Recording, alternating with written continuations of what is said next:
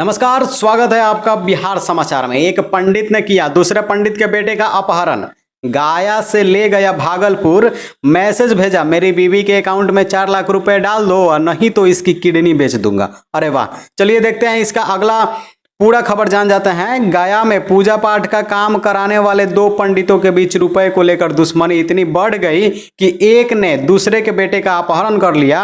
सोमवार को 11 साल के बेटे का अपहरण कर उसे भागलपुर ले गया। हालांकि बच्चे के पिता ने उसे तुरंत पुलिस को इसकी सूचना दी। पुलिस ने आरोपित का मोबाइल ट्रेस कर उसे भागलपुर से अरेस्ट कर लिया। बच्चे को भी सकुशल बरामद कर लिया गया है। झूठे और गलत खबरों के चक्कर में ना पड़ें और इस चैनल को सब्सक्राइब करके घंटा वाला बटन जरूर दबा दें, क्योंकि इस चैनल पर हिंदुस्तान, दैनिक भास्कर, दैनिक जागरण जैसी बड़ी बड़ी कंपनियों से न्यूज छांट कर सेलेक्ट करके आपके लिए लाया जाता है। आतंकियों ने बच्चे को भी नहीं बख्शा। कश्मीर में एसपीओ के 10 महीने के पोते को जमीन पर पटका, बहू को लातों से मारा, दूसरे कमरे में भागकर बचाई जान बहू ने। जी हां, आप सही सुन रहे हैं। जम्मू कश्मीर के पुलवामा जिले में आतंकियों ने रविवार रात एक स्पेशल पुलिस ऑफिसर यानी एसपीओ फयाज अहमद भट्ट और उनकी पत्नी की गोली मारकर हत्या कर दी। हमले में घायल उनकी 21 साल की बेटी रफिया ने भी सोमवार सुबह करीब 4 बजे दम तोड़ दिया। मीडिया रिपोर्ट के मुताबिक मंगलवार जैश ए मोहम्मद के आतंकियों ने फयाज के 10 महीने के पोते पर भी रहम नहीं दिखाया। पोता केवल 10 महीना का था। आतंकवादियों को पता नहीं कौन से नर्क में जाएगा वो सब, और उसे जमीन पर पटक दिया। पुलिस ने बेरोजगारों पर बरसाई लाठियां। शिक्षा मंत्री से मिलने जा रहे छात्रों को दौड़ा कर पीटा। तेजस्वी का तंज, मलयाली हीरोइन को पास करने वाली यह तानाशाही सरकार है। जी हां, आप सही सुन रहे हैं। बिहार एसटीईटी 2019 के रिजल्ट को लेकर सैकड़ों की संख्या में अभ्यर्थी मंगलवार को सड़कों पर उतर आए। रिजल्ट में धांधली का आरोप लेकर शिक्षा मंत्री विजय कुमार चौधरी के आवास के पास जमकर हंगामा किया। इस बीच मौके पर पुलिस की टीम भी पहुंच गई और प्रदर्शन कर रहे अभ्यर्थियों पर पुलिस ने लाठीचार्ज कर दिया। लाठीचार्ज से अभ्यर्थी और भड़क गए और जमकर बवाल काटा। पुलिस ने 2 अभ्यर्थी को गिरफ्तार कर लिया।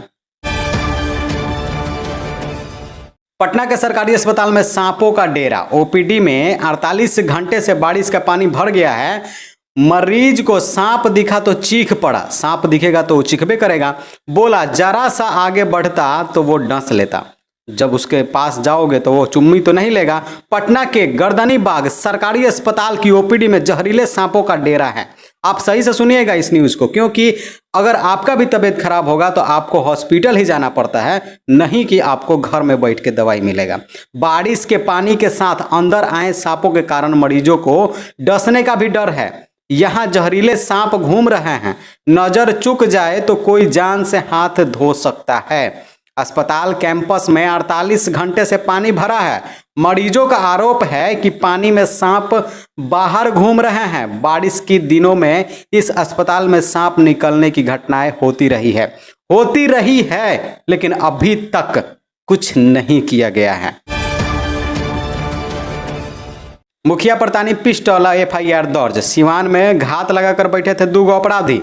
तिलक समारोह से लौट रहे मुखिया पर तान दी पिस्टल छीन बचाई जान। जी आप सही सुन रहे हैं, झपट्टा मार के पिस्टल छीन लिए होंगे।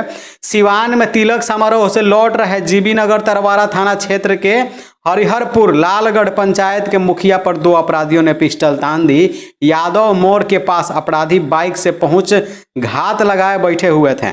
जैसे ही लालगढ़ पंचायत के मुखिया रामचंद्र प्रसाद यादव मोड़ पर पहुंचे, अपराधियों ने कनपट्टी पर पिस्टल तान दी। तब देखते हैं यादव जी का किए। मौका पाकर रामचंद्र प्रसाद यादव ने अपराधियों के हाथ से झपट्टा मारकर पिस्टल छीन ली। जैसा अंदाजा था वैसा ही हुआ और शोर मचाना शुरू कर दिया। मुखिया को हल्ला मचाते देख अपराधी बाइक से फरार हो गए। मुखिया ने तरवारा थाना में एफआईआर दर्ज करवाई है।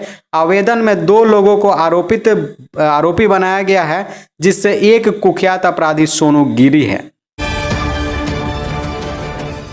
पुल से 40 फीट नीचे नदी में गिरी कार। गया में ड्राइव कर रहे अकाउंटेंट की गर्दन 2 सीटों के बीच फंस गई हो। मौके पर ही मौत हो गया। संकड़ी पुलिया पर आए दिन होता रहता है हादसा होता रहता है, तो इसको ठीक कौन करेगा। गया में मंगलवार सुबह करीब 11 बजे चेकरी शेर घाटी रोड स्थित बेलथू पुलिया पर सड़क हादसे में एक की जान चली गई। ग्रामीण कार्य विभाग शेर घाटी में अकाउंटेंट पद पर कार्यरत पंकज कुमार सिंह अपनी कार समेत पुलिया से करीब 40 फीट नीचे नदी में गिर गए। स्थानीय लोग जब नदी के किनारे पहुंचे और उसमें उतरे तो देखा कि ड्राइव कर रहे पंकज कुमार की गर्दन 2 सीटों के बीच लटकी हुई थी। हादसे के तुरंत बाद ही उनकी मौत हो गई थी। जान जोखिम में डाल ड्यूटी करने वालों को सैलरी भी नसीब नहीं। सिवान के हुसैनगंज पीएचसी में डाटा एंट्री ऑपरेटरों की 6 महीने से सैलरी बंद है। भूखमरी की कगार पर ऑपरेटर। एगो तो ऑपरेटर सबका, डाटा एंट्री ऑपरेटर सबका उतना ज़्यादा सैलरी होता नहीं है, ऊपर से 6 महीना से इन लोगों का सैलरी बंद है। सुनिएगा न्यूज को अच्छे से। कोरोना काल में जान जोखिम में डालकर, कोरोना काल है तो भाई जान तो जोखिम में है, सरकारी या फिर प्राइवेट, जो भी अपने खाने पेट पालने के लिए कर रहा है या फिर लोगों की भलाई के लिए कर रहा है। पुलिस से लेकर प्रशासन से लेकर पूरे डॉक्टर से लेकर सब कोई, जो जितने भी लोग कोरोना में काम किए हैं सब लोग अपना जान जोखिम में ही डाल के काम किए हैं। कोरोना काल में जान जोखिम में डालकर ड्यूटी करने वाले की सैलरी बंद है। सिवान की हुसैनगंज प्राथमिक स्वास्थ्य केंद्र यानी पीएचसी के कार्यरत डाटा एंट्री ऑपरेटरों को पिछले 6 महीने से सैलरी नहीं मिली है, जिसके कारण वे भूखमरी के कगार पर हैं। अगर ये न्यूज सरकार तक पहुंच गई है तो इन लोगों की सैलरी जल्द से जल्द देने की कृपा करें, क्योंकि पैसा रहेगा तब पेट का आग बुझेगा। डीलर के घर से 11.5 लाख रुपए की चोरी। बेगूसराय में छत से घर में घुसे चोर, 4 अलमीरा के लॉकर तोड़ उड़ाए 10 लाख के गहने और 1.5 लाख नगद। जी हाँ, आप सही सुन रहे हैं। आप लोगों में से बहुत लोग सोचेगा कि चलो डीलर तो अनाज देता नहीं है, ठीक है हुआ है, लेकिन इसके बारे में भी जान लीजिए। बेगूसराय में चोरों ने एक डीलर के घर से 10.5 लाख के गहने और 1.5 लाख नगद उड़ा दिए। घर वालों को चोरी की भनक तक नहीं लगी और चोर वारदात को अंजाम देकर फरार हो गए। सब लोग गधा बेच के सो रहे थे। इधर सुबह सुबह जब घर के एक सदस्य ने कमरे की हालात देखी तो उसके तो होश ही उड़ गए। इसके बाद पुलिस को सूचना दी गई। सूचना मिलते ही पुलिस मौके पर पहुंची और पड़ताल में जुट गई। घटना नगर थाना क्षेत्र के सुभाष चौक स्थित वार्ड नंबर 24 की है। इस घटना के बाद इलाके में दहशत का माहौल है। बॉर्डर सील होने के बावजूद हो रही है तस्करी। पुलिस और एसएसबी के जवान की छापेमारी में 53 पोका कपड़ा बरामद। जब्त कपड़ा की कीमत 25 लाख रुपए। जी हाँ, आप सही सुन रहे हैं। मधुबनी जिले के हरलाखी थाना पुलिस और एसएसबी जवानों की संयुक्त छापामारी में 53 पोका यानी बोरी, पोका मतलब बोरी होता है, कपड़ा जब्त हो गई। मंगलवार की सुबह पुलिस एवं एसएसबी जवानों ने हरिने बाजार स्थित शिव शंकर शाह के गोदाम में छापेमारी की। गोदाम में रखे 53 बोरा कपड़ा जब्त कर हरिने एसएसबी कैंप में ले जाया गया। भारतीय बाजार में जब्त कपड़े की कीमत 25 लाख रुपए है। पुलिस की नाक के नीचे से फरार हुआ अपराधी। नाक ऊपर वाला अपराधी को देख रहे हैं आप स्क्रीन पे। फुलवाड़ी शरीफ जेल के सिपाहियों की बड़ी लापरवाही। पीएमसीएच के कैदी वार्ड से पटना सिटी का कुख्यात भाग गया। जी हाँ, आप सही सुन रहे हैं। फुलवाड़ी शरीफ जेल से सिपाहियों ने बड़ी लापरवाही बरती है।